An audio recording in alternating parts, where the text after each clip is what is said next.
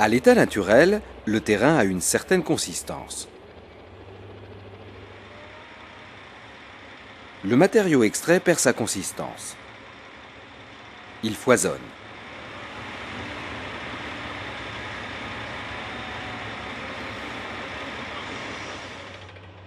Le compactage permet de redonner de la consistance au matériau jusqu'à obtenir les performances exigées par le marché. Voici l'effet du compacteur au cœur du matériau, grossi 100 fois. L'objectif du compactage est d'arranger les grains en les rapprochant les uns des autres. Pour cela, le matériau doit avoir une certaine teneur en eau.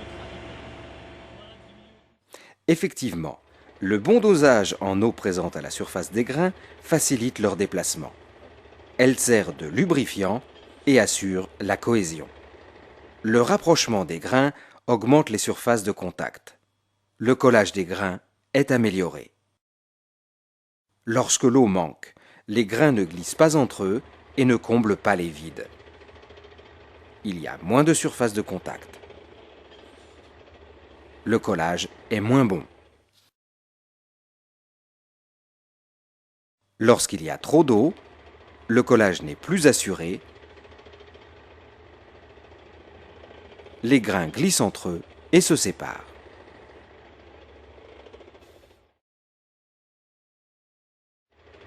L'objectif est de connaître la teneur en eau qui permet d'obtenir la meilleure densité au compactage.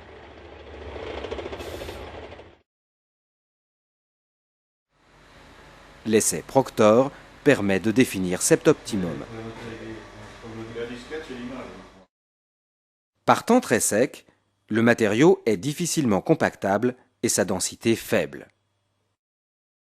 Lorsque la teneur en eau s'élève, le compactage s'améliore et la densité augmente pour culminer en un point appelé optimum. Au-delà, toute élévation de la teneur en eau diminue l'efficacité du compactage et fait chuter la densité. La tolérance généralement retenue pour les remblais est de 95% de l'optimum. Au-dessus, le matériau peut être compacté. En dessous, il n'est pas compactable. En limite de la zone de faisabilité, le matériau peut être amélioré pour être réutilisé.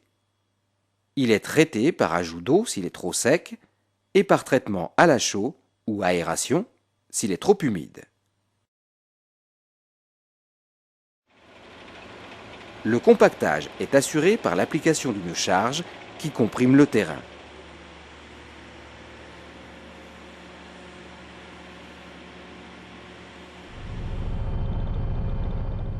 Son efficacité peut être améliorée par une vibration.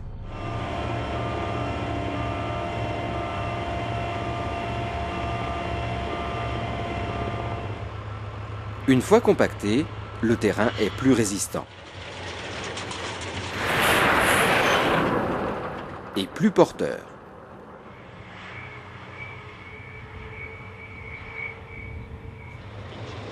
Il existe différents types de compacteurs. Les compacteurs à pied d'hammer, type Tamping. Ils permettent de compacter tout en fragmentant le matériau. Une variante existe en rajoutant de la vibration. Les compacteurs vibrants à cylindre lisse, polyvalents et particulièrement efficaces.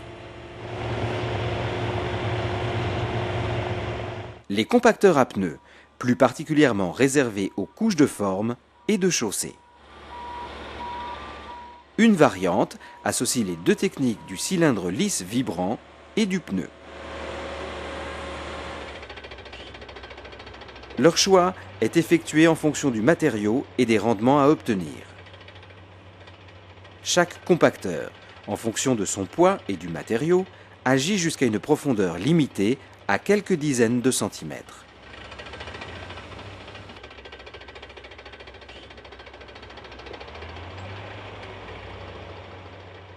Le terrain est plus compacté en surface qu'en profondeur.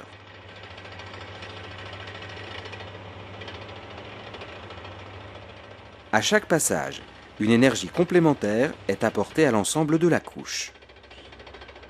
Pour obtenir une compacité suffisante en fond de couche, il faut passer plusieurs fois. Pour monter un remblai, il faut superposer un ensemble de couches. Leur épaisseur est définie par le type de compacteur et la classe de matériaux utilisés.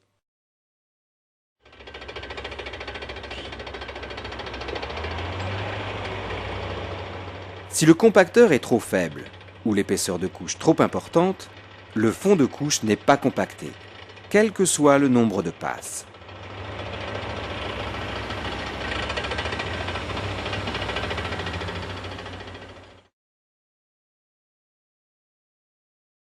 Le remblai est monté.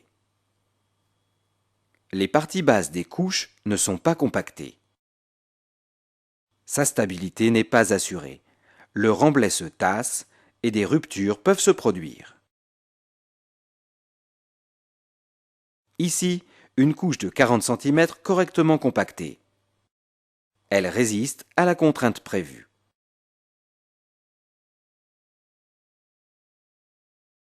Si le fond est mal compacté sur les 10 derniers centimètres, sa résistance est équivalente à une couche de 30 cm. Elle cède.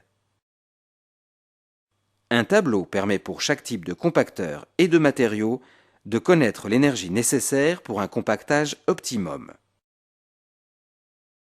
Pour un compacteur V5 et une énergie de compactage moyenne, l'objectif de qualité est d'avoir un Q sur S de 0,100. Si les couches sont de 30 cm, la vitesse est réglée sur 4 km/h. Le compacteur doit faire 3 passages. Si les couches sont de 60 cm, la vitesse est réglée sur 2 km/h. 6 passages sont nécessaires. Dans ce cas, le Q sur L, production horaire, est de 200. Il permet de déterminer le nombre de compacteurs à affecter pour suivre la cadence de production. L'énergie apportée par les compacteurs doit être répartie de manière homogène sur la surface des remblais. Pour s'en assurer, il faut définir et respecter un plan de balayage.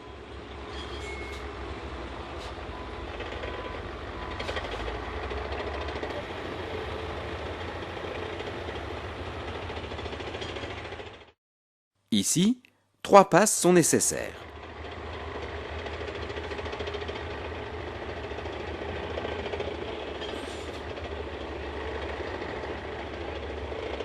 Lorsqu'elles sont réalisées, le compacteur se décale pour compacter la bande suivante.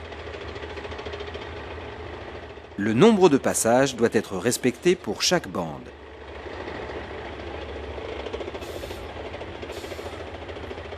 Toute la largeur du remblai doit être compactée pour assurer l'uniformité du compactage.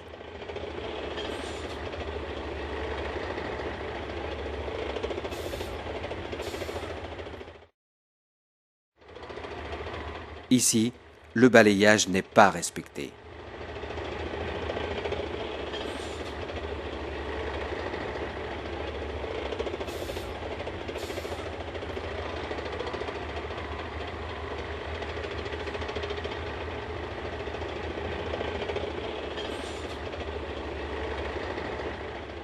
Des zones sont soit trop compactées, soit sous-compactées. La garantie d'une bonne répartition de cette énergie ne peut être donnée que par la surveillance du chef d'équipe et le respect du plan de balayage.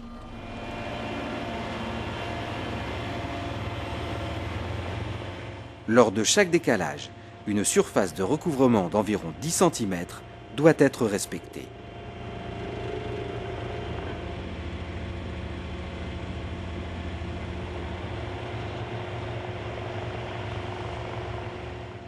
Les bandes latérales proches du talus sont des zones à risque. Pour éviter le basculement du compacteur, il faut inverser la pente selon la technique du W. Le compactage est un élément clé dans la qualité et la performance des remblais.